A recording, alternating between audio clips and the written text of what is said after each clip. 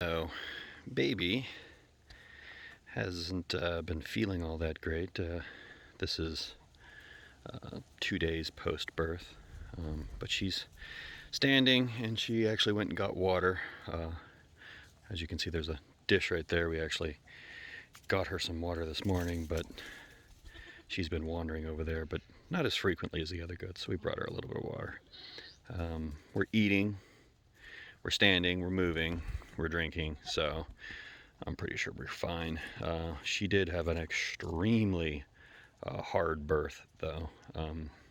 Baby didn't make it.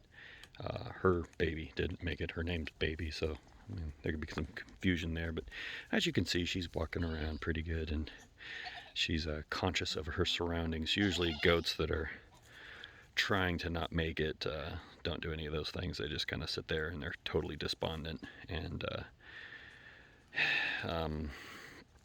goats, even if they don't get too bad of a wound, will oftentimes just kind of give up. I've brought back several goats, one of them 3 times, because I mean they get a small wound somehow, and they just go, well, I'm gonna head out, even though it's nowhere near life-threatening, but they'll just stop eating and drinking. And when you have a digestive system that requires that you constantly add to it and you only extract nutrients 2 to 4 times as long than, say, humans or dogs or anything with kind of a quick digestive system, it turns into kind of a big deal. So they need to be eating and drinking at least a good pace, if not just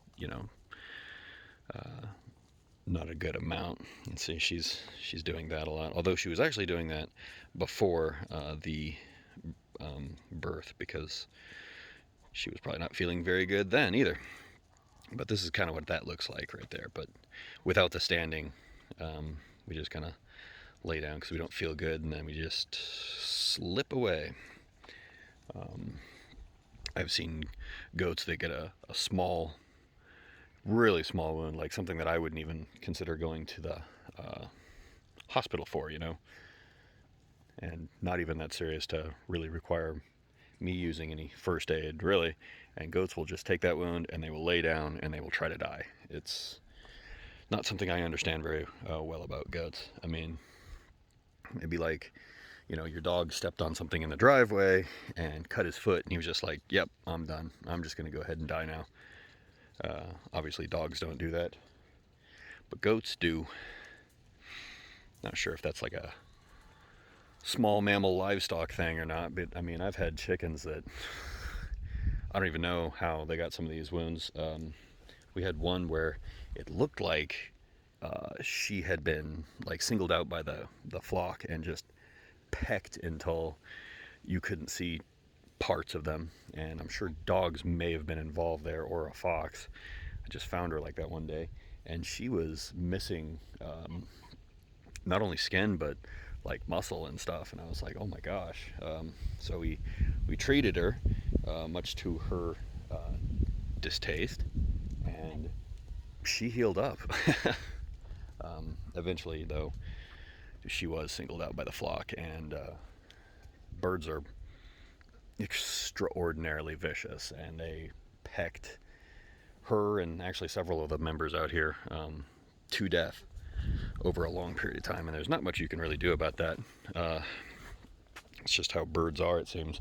In fact, I mean, it looks like, if you look at my lawn, it looks like what I do here is butcher pillows with goose down in them.